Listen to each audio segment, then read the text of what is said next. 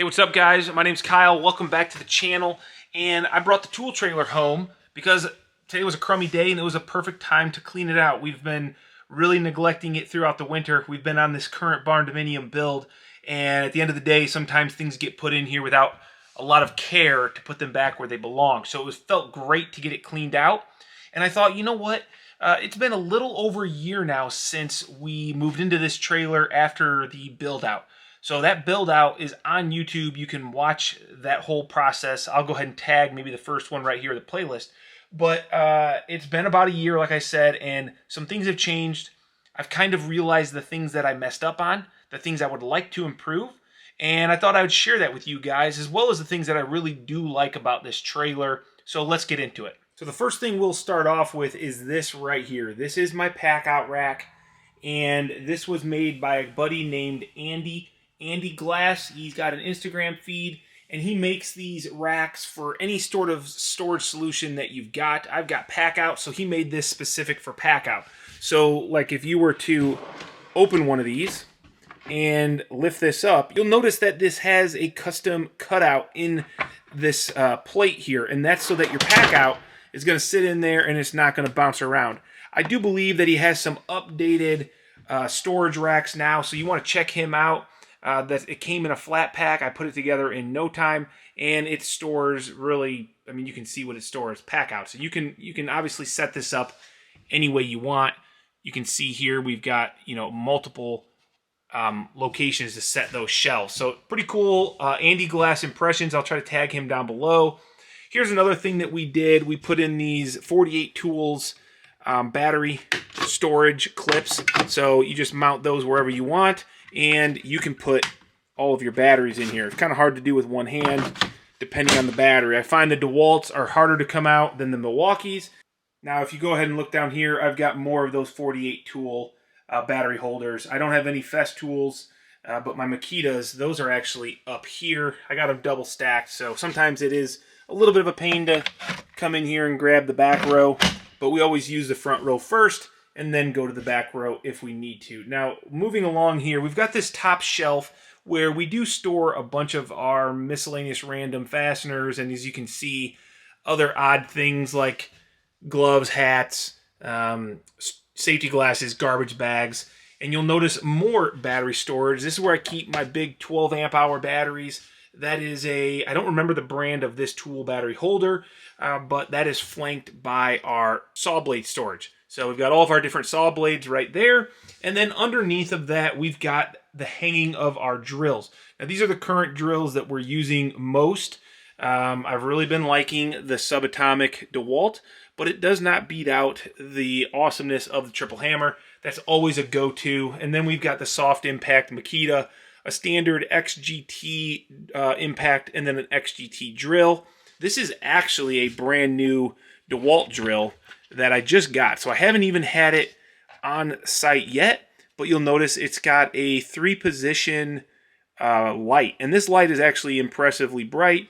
I don't know if it's really necessary, but the drill itself does seem to be built pretty good. So we'll go ahead. Oops, I always put these upside down. I think they mount a little bit better. Sometimes these little toggles from reverse to forward, if you flip it over, they kind of wobble on there, and I don't want one to break. But that has been really handy, and unfortunately, a lot of times that gets accumulated with all the different drills and drivers that we do get to test out a lot. So it's worked out pretty darn good. Now, the nice thing is I've got this massive table, and this massive table here is used by me typically just because I always throw my camera gear on it, and donuts, coffee, you know, whatever. It's just a nice place to have flat surface. But what happens with this is when you don't have a specific place for something, it always ends up getting stacked around here. So that's the biggest problem here with this nice big workspace. I originally intended maybe to have it here so that we could mount more Packouts or something, but it stayed empty. I actually like it being empty if I can keep it empty. Otherwise, it fills up with garbage. Now, behind the Packout stack here, we've got the cut hub location. So we've got 3 cut hubs in here. This was one of the best decisions I made because when I first got the cut hub, it was laying down on the ground and it took up a ton of space. So we were able to really consolidate space by doing this where they're all stood up one at a time. We ended up using an axe handle here. I know it's a great idea. We just drilled a hole and this kind of slides over, pops out, and it just locks it in. Honestly, we kind of racked our brains around how we wanted to do that, and that was literally the easiest thing ever. So this has worked out very good. As long as you remember to put this guy back, you're okay. Because if you don't and you go down the road, they fall out, and I don't want to break my cut hub. We love the cut hub, but it is not cheap. The back of that rack is where we mount our fall protection. So the fall protection, we don't use it all the time, so it kind of is out of sight, out of mind. But this is also the hooks that we set our ladder on, our 6-foot ladder. And it's a little bit tight back here, but it does work out pretty good. I do miss being able to easily reach in here, and that is where one of the 3-way switches are for the lights. So we've got the 110 lights here, and then this light switch here is for the 12 volt that operate off the battery. And we'll get to that here in a little bit. Now over here on the left side, you'll see this is where we have more storage for hoses, and typically we'll have some of our electrical extension cords as well. And this is one of the things that I also need to improve upon. This gets pretty messy. I can't really store a lot here, so I need to do something else. Maybe it's a reel, I don't know. You guys let me know down below in the comments how you guys store your hoses and your extension cords, because this doesn't work well for me.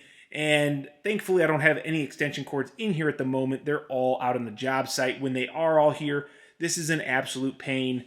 I also keep my muddy muck boots here and maybe other random stuff. Like if I've got a compressor that's just randomly in here for the day or whatever, I'll throw that back there as well. Now as we move up to the top of this first shelf here, you'll notice the miter saw. This is the miter saw that is mounted onto our cut hub plate. And so when we get our cut hub set up, this thing just gets, you just unscrew it here. It's just a tension screw. And then you can lift up your miter saw, take it outside, and put it on the cut hub. It is a little bit tight, so it's very tight up against the wall, which does make it a little bit difficult to get on and off sometimes, but we've kind of figured that out. We've got it to where we know we have to slide the miter saw forward enough, turn it on an extreme angle as far as it goes, and then it fits in there kind of nice. But it does work, and it keeps it kind of off the ground and not getting broken. Below that, we've got our mainly PAS load tools. So I got a framer out right here. I was just doing some organizing, getting a battery charger in there, so that's why that's out. But we've got a couple framers, and we've got the couple different trim guns, which we love to use. So that's what's on this side. I can also put in Milwaukee Packouts or other similarly sized tools. Now, as we go down the side here, let me back up. You're going to see we've got the 3 Milwaukee Packout drawers. I love these things. They really do a great job of organizing and keeping things in a good place so that you know where you're going to find them when you need them, as long as you put them back in here. We've got just different, accessories, assortment of different hand tools. Like I said, it's a great place to store all these kind of loose hand tools so that you at least know where they are. Now, I don't completely use the Packout drawers to their full potential. I don't want to just stuff things in here because I've got room. I want to make sure that when I need a place to put something, that I've got the room still available. So I'm not just shoving stuff. I'm trying to make sure that we do it a little bit smart. So you'll see here that in the Packout drawers, it's just a great way to organize certain things. And when you're going down the road, they do have a nice lock, so you don't have to worry about anything coming out. I didn't really want to get into covering up all these stickers because these do mean a lot to me. A lot of you guys that follow me have sent me your sticker. I've put them up on the wall. The sticker swap was a big thing for a long time, and I don't want to necessarily cover them all up. So it does limit the amount of storage I really can do. I guess I could start going on the ceiling, but I think it's pretty cool. So I didn't want to go any higher with shelves. And what I did was I left this all flat so that I could store the boxes that I'm using for the day. The tool that I'm using, I can pull out. Like if I want to get one of these Packouts out because I want to get an impact wrench, I can go ahead and throw it on the top and use it. And then at the end of the day, I know if there's a tool or a box on the top of this shelf, then I've probably left a tool somewhere, and I should probably put it away where it belongs. Now, while we're looking at this, you will notice this ugly, sore sight of horrible organization, which is my Stabilo levels. I love my Stabilo levels, and I have not found a way to properly store them or manage them in my current setup. So yes, I would say that the number one thing that I really messed up on this build is I didn't give myself an explicit place to store all of my levels. I didn't give myself any slots. I didn't have a perfect place to hang them. So I think what I'm going to do, because I've done some research on this, I've seen some other people's content, I've seen what they've done, and they make some cool racks or these clips that you can put. Maybe I'll do them on my ceiling. I don't know, because I've got these lights that are running down the middle of my ceiling. I don't have the best place for my level storage. It might turn into a thing where I've just got to do it on my sticker wall. So that might just be the way it is. If you guys have any great ideas about how to store my different random levels, my plate levels, I got the complete level set. These are important tools. You do not want your Stabilo levels getting jumbled around. So I keep them in the bags. I know a lot of people don't use those bags, but I actually do like to use the bags because they keep my levels protected to some degree. But when they're just laying on the top of my shelf and I take a sharp turn, they do have the potential to topple off. And if nothing else, they're just an eyesore sitting just randomly on the top of my shelf. So for now, this is just how it's going to be, and I need to find a better solution, which I'm afraid is going to be probably covering up some of these stickers. Sorry if you end up being one of the people I cover up. Now, as we move forward, you'll notice here we've got more Packout. And these slots are the exact same slots that we have down here on this end for the PAS load, and they can accommodate any of those sorts of tools. You'll notice I've got my Craig jig, I've got my Diablo hole saw set down here, and then as we get to the very bottom, you'll notice that we've got boxes of fasteners. Now, obviously, fasteners are usually heavy. They're usually coming in and out of the job site quite often, and I thought, you know what, we're just going to leave those right on the ground and very accessible. So I don't have any bins for them. And I thought maybe that was going to be something I didn't like, but it's actually worked out pretty good so far. All right, continually moving forward here, we've got our tool belt hangers. And honestly, this is another spot where this is like, I'm 50% happy with it, 50% unhappy with it, because they kind of stick out. They're not super, it's not hung super well. They just kind of get in the way sometimes. But at the same time, I don't know where else I would put them, and I don't have any other great options. So we're just going to kind of live with the tool belt location for now. And if I dream up something somewhere along the lines, or you guys have a good idea for tool belt storage, definitely let me know down below in the comments. And then when we move behind our tool belt storage, this is where I keep the Fest tools. So I tried to keep all the tools somewhat similar. So these were all made so that they can fit the Fest tool sustainer quite well, and that's what's going on here.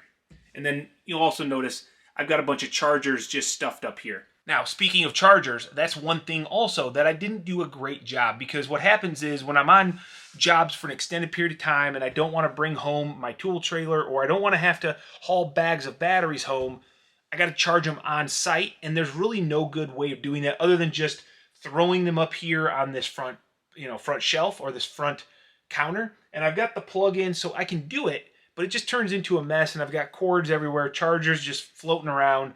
And so that's another thing that I didn't do very well in planning how I was going to manage all the batteries, because we do use a lot of batteries. For the most part, I don't need to do a ton of charging in the trailer. I do most of it back in the shop. End of the day or on a Friday, I'll just bring home a bag of batteries, get them all charged up, and bring them back on Monday. However, that doesn't mean that my charging organization in the trailer is good, because it's not. It could still be better, and it's one of those things that's still in the back of my mind for continuous improvement. Now, as we walk to the front of the trailer, this was actually the part of the trailer that was built into the trailer originally, and I had this all custom built, and I bought this trailer from Bravo. It's a Bravo Star, I believe, and this was all part of the initial build. Now, as we come down here in the bottom, you'll notice what we've got here is the battery, and it looks like we had a leak at some point. I checked it over. I didn't see any leaks currently, so I'm not sure what happened there. Everything is still working properly. I have no idea what that is. I'm still a little bit confused. Maybe we spilled something. I don't know. This is the 50-foot RV cord, so we can plug the trailer in, which we do have right now, and that also maintains that battery. There's an inverter and everything way back in there. It's a little bit dark, sorry. I don't know if I come in here if it'll auto brighten, but there's a breaker box here, and then there's an inverter over there that manages the 12 volt to 110. So up here we just keep random stuff. We've got our cougar paws, we've got fall protection, we got ropes, we got straps and all that good stuff. And here we've got our table saw, track saw, band saw, siding nailer. And then over here, this is where we keep all of our different lasers. We've got the 180, the 350. That's a prototype, so I can't talk about that laser, but it is nice. And then down here, we've got our 2 different SDS rotary hammers, an SDS Max and an SDS Plus. All right, now if you move to these upper cabinets, this is probably one of those areas that I'm most embarrassed about. And that is because these are like those out of sight, out of mind areas that things get thrown in, and we never have really come up with a great solution for storage in here. It's an awkward depth, it's an awkward height, and I don't know if I need to custom make some shelves or what, but we end up just throwing random stuff up here, and I'm not super proud of it, but it is what it is. It kind of works decent, and we kind of know, like, if we don't know where something is in the trailer, but we know it's in the trailer, there's a good chance it got thrown up here at one point in time. So they are nice to have, these cabinets, but sometimes after the trailer build, I kind of wish that this whole front would have been open when I started doing my build, and I just would have rebuilt entirely all of this area, because I think I would have put my bench up here. I would have made kind of, well, let me step back here. I think I would have made this area up here. So I would have put all my bench area up here. I would have stored all my batteries, my drills, and those kind of hand tools and things that I've got over on this side up front. And then this would have been all tool storage. I would have had a lot more room for levels, for hoses, for cords. Instead, I've got this space here that was really cool when I first bought it, but it hasn't been very practical for me the way that I've been using this. So of this trailer build, the worst part of this, the thing I would change the most, is the part that came with it originally. Now, I must say that's probably a very similar situation to everybody that has built out a trailer. The first time around, you realize that you didn't really know what you were doing. You kind of just did it, and then you learn from that thing. The problem is, this is, yes, I could tear this out, but this is built into the trailer. It would require a ton more work, and I don't think I'm going to do that on this trailer. If I ever do another trailer in the future, or even a van, I will definitely start from scratch and try to do the entire process based off of what I need, what I know, and what I hope to be the best layout for my current situation. All right, so that is the trailer tour in a nutshell. Pretty quick and dirty. So I don't know if this video at all was helpful. People wanted to see kind of the current status of the trailer and what we've done. Not a lot, because I think we nailed it pretty good on a lot of the tool storage of this trailer build out. What I really need to work on is where I'm going to put things like my levels, my tool belt, my extension cords, my hoses, kind of all those weird size things. I didn't do a good job of utilizing my space in the front because it was already pre-built. I would like to tear that out, but I just don't see myself doing it. I spent so much money on this trailer initially that maybe it's my ego or whatever, I just don't feel like tearing it out. I feel like I'm going to put up with it. I'm going to figure it out. But if you guys got some great ideas for me for those sorts of issues that I do have, I'd love to hear them. Chargers, I don't really know what to do there. If I just put a bunch of chargers on a board and then just bring it out when I need to. I know that FastCap has some Stabila level storage ideas. And, I don't know. I just don't want to cover up all these stickers. I know that's crazy, but it's really cool too. And hopefully I'll figure something out. And hopefully you guys will give me some input down in the comments. But anyway, I don't know if this helped anybody. I don't know if this was worth anybody's time, but I appreciate you hanging out. And I just thought, you know what? The tool trailer is back in the shop. It's cleaned out. If I'm going to do this, this video kind of coming back and revisiting the trailer, now's the time. So we'll catch you guys on another video. Thanks a lot. If you enjoyed the video, hit the thumbs up and make sure you're subscribed for more construction content.